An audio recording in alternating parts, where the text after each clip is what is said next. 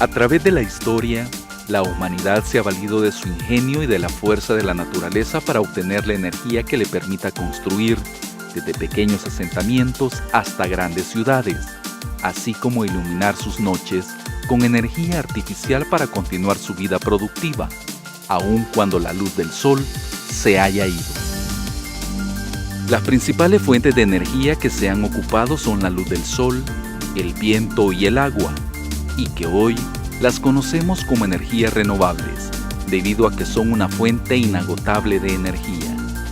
La navegación en vela, los molinos de viento o de agua y la construcción de edificios con especial cuidado de la luz del sol son ejemplos de su utilización histórica. Luego de la aparición de la energía térmica producida por fuentes no renovables como el petróleo, la energía natural perdió popularidad y fue perdiendo terreno ante la nueva energía de combustible más estable y más fácil de controlar.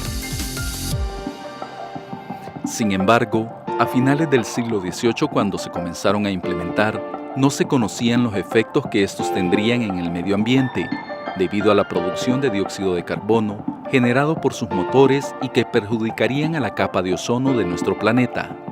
Es por esa razón que a partir del siglo XX, las energías renovables retomaron su protagonismo y vuelven a ser importantes para el desarrollo de la humanidad.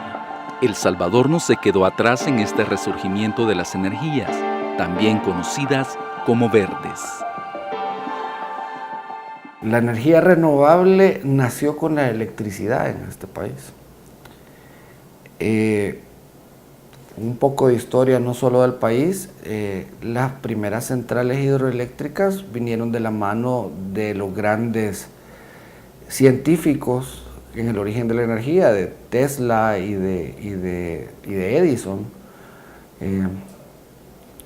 Pero no solo ahí, sino que también en Inglaterra, de hecho, vino la primera central hidroeléctrica. Y al igual aquí en El Salvador, las pequeñas centrales hidroeléctricas eran las que proveían la energía para nuestras ciudades. Todavía puede ver usted en funcionamiento centrales hidroeléctricas de los años 10, de 1910, de hace 100 años, que aún funcionan. Ejemplos, Milingo en el río Acelguate, la central hidroeléctrica Venecia y Prusia en el río Acelguate, la central hidroeléctrica Cucumacayán en el río Sensunapán, la central hidroeléctrica del río Sucio, que está allá por Quesaltepec, que todas esas centrales hidroeléctricas pequeñas proveían energía a la población en los años 20 en El Salvador, en los años 30. Posteriormente, ya en los años 50, empezaron a venir las grandes centrales hidroeléctricas de nuestro país. Llámese la central hidroeléctrica 5 de noviembre, llámese la central hidroeléctrica de Guajoyo. Luego vinieron las demás en los años 70 y 80, Cerrón Grande, 15 de septiembre. Y posteriormente la energía renovable tuvo un salto impresionante de calidad con la incorporación de la central geotérmica de Aguachapán. Allá por los finales de los 70, ¿verdad? El Salvador prácticamente utilizaba sus recursos energéticos renovables para suministrar su energía. El caso de la electricidad hidroeléctrica, geotérmica y biomasa, ¿verdad? Pero a medida que se fue creciendo pues, su demanda, ¿verdad? Hubo necesidad de incrementar dependencia de otras fuentes. En el caso de la energía térmica, ¿verdad? Utilizando petróleo. Luego se vio estancada el desarrollo de nuevos proyectos renovables debido a la incursión de todo lo que son los motores y las nuevas tecnologías de motores, la baja en el precio de los hidrocarburos en los años 80, que hizo que, y la facilidad de construcción hizo que nos llenáramos de energía térmica en los años 80 y 90. Bueno, en el país, digamos, El sector eléctrico fue sufriendo una serie de digamos, modificaciones, ¿verdad? Concretamente el tema de la privatización vino a quitarle al Estado, digamos, esa posibilidad de seguir desarrollando los renovables. Entonces se pensó en esos momentos no dejarlo de un lado, pero no se logró desarrollándose, ¿verdad? Y apareció más la generación termoeléctrica, con motores de combustión interna, turbinas de gas, centrales a vapor, ¿verdad? Para utilizar combustibles fósiles. La energía térmica es la que hace funcionar centrales eléctricas mediante los combustibles fósiles como petróleo, gas natural o carbón. Generan electricidad, pero también liberan dióxido de carbono a la atmósfera, afectando al medio ambiente. Este tipo de energía es la que El Salvador utiliza para cubrir cerca de la mitad de la demanda energética del país.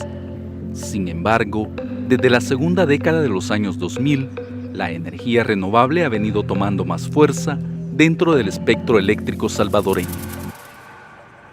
Si hablamos, por ejemplo, para el año 2016, ya es un año que ha cerrado en cuanto a la generación que se tuvo.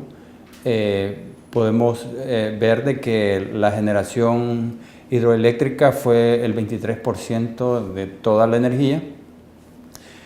Tenemos un 27% de geotermia, un 7% de biomasa y el 43% es con derivados de petróleo, en este caso con búnker. Si hacemos la sumatoria, lógicamente la proporción de todos los recursos renovables, que es la hidroeléctrica, la geotermia y la biomasa, representan un 57% de toda la matriz. Y otro elemento importante de ver es que realmente la generación hidroeléctrica del año pasado tuvo un porcentaje bastante bajo, que fue el 23% y generalmente anda arriba del 30%. Pero esto no es algo que no esté apegado a los efectos naturales que están sucediendo hoy en día en el país y en el mundo. En este caso, pues por el hecho de que el año pasado tuvimos un año bastante seco, ¿verdad? Por el efecto del Niño. Y esto lógicamente no permitió de que por las pocas precipitaciones la generación hidroeléctrica pues disminuyera y los embalses lógicamente no se llenaran a su máxima cota.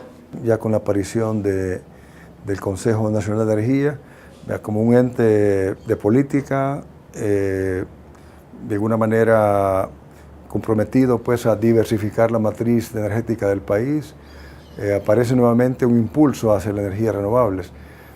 Aunado obviamente al tema de cambio climático, ¿verdad? Que es otra de las, digamos, aliados, no digamos aliados, sino que otras razones por las cuales las energías renovables debería de tener una participación más importante a nivel mundial, ¿verdad? Al intentar desplazar combustible fósil que queme petróleo y por lo tanto emita gases de efecto invernadero, que es un fenómeno mundial que está afectando al mundo, ¿verdad? Entonces, esos factores, ¿verdad? Se fueron conjugando y así fue como las renovables ha ido ganando espacio.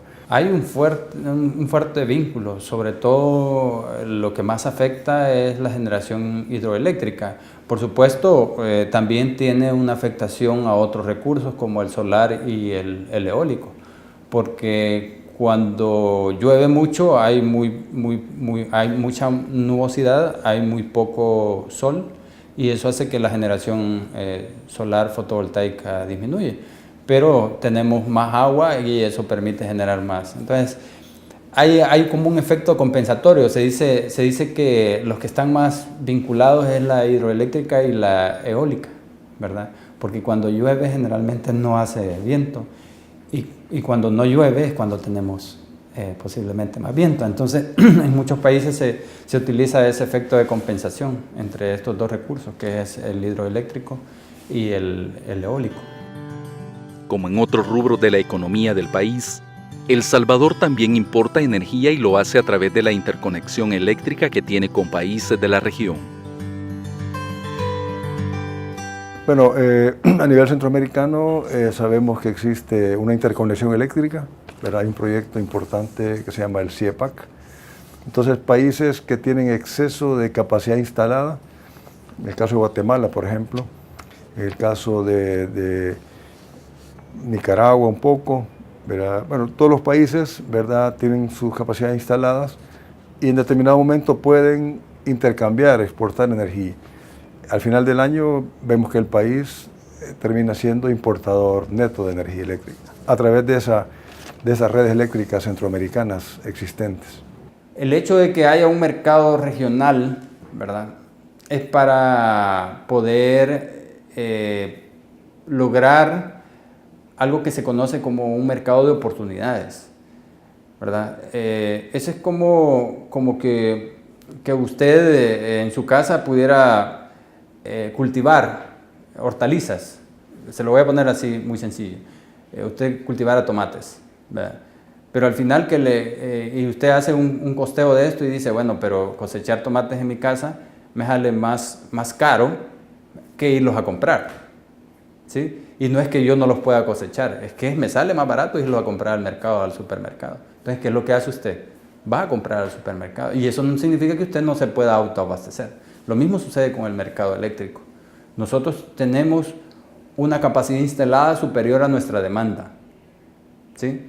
Pero por el hecho de estar integrados regionalmente en términos energéticos, nos da la facilidad de que podamos comprar energía más barata. Entonces, ¿qué sentido tiene de que no podamos traer energía más barata cuando eso nos favorece? Porque entonces al usuario final le da un beneficio porque tiene una tarifa más baja.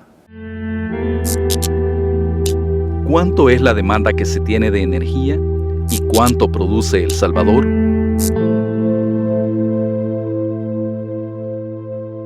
Es importante definir dos términos, ¿verdad? Lo que es demanda, que se mide en megavatios, y lo que es la energía, que son gigavatios hora. Por ejemplo, el 2015, para decirte algo, la demanda máxima en el país se reportó en el mes de abril, fue 1089 megavatios, 1089. El mes de abril, obviamente, es un mes con bastante demanda de energía para aire acondicionado, por ejemplo. Entonces, nos está indicando, ¿verdad? Y la hora que se sucedió esa máxima demanda, 2:30 de la tarde. Te indica, pues, que es una demanda bien importante a esa hora. Y luego el año pasado la demanda máxima fue de 1093 en mayo, alrededor de las 3 de la tarde nuevamente, un día miércoles, según dice acá. Entonces, esa demanda, 1093, no se puede suplir, ¿verdad?, solo con recursos internos propios, ¿verdad?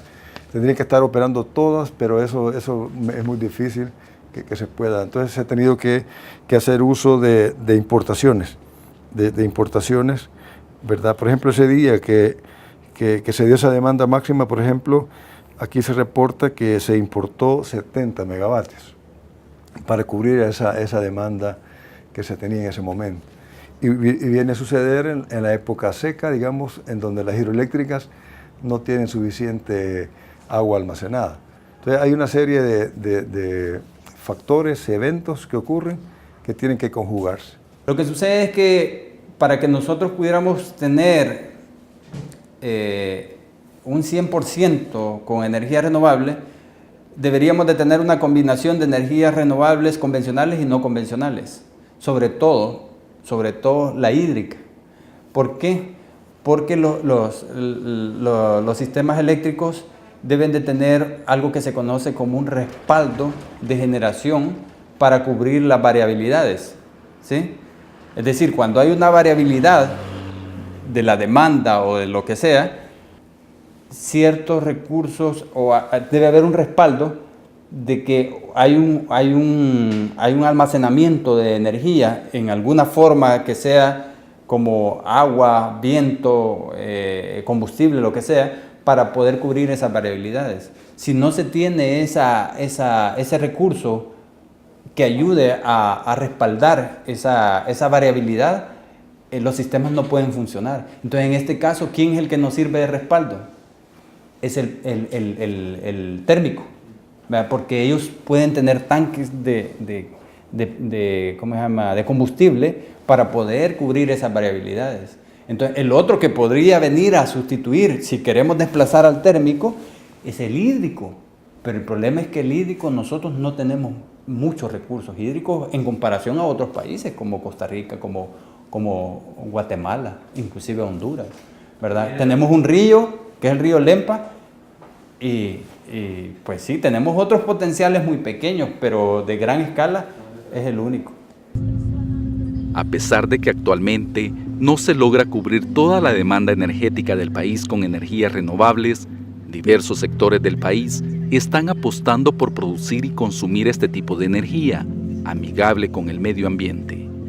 Este es el caso de los ingenios azucareros, quienes se han convertido en actores importantes dentro del espectro eléctrico del país. Para el procesamiento de la caña en los ingenios se necesita mucha energía. Se necesita mucha energía que desde siempre los ingenios se han esforzado por autogenerarla. Y esto se logra mediante el uso de la fibra de la caña. La caña de azúcar en su composición es aproximadamente 15% fibra.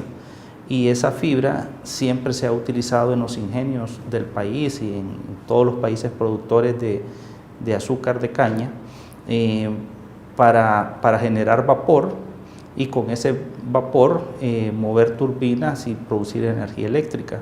Y es así como los ingenios azucareros, en el caso de El Salvador, han ido incrementando a lo largo de los años su participación y su aporte a la energía eléctrica que consumimos en el país.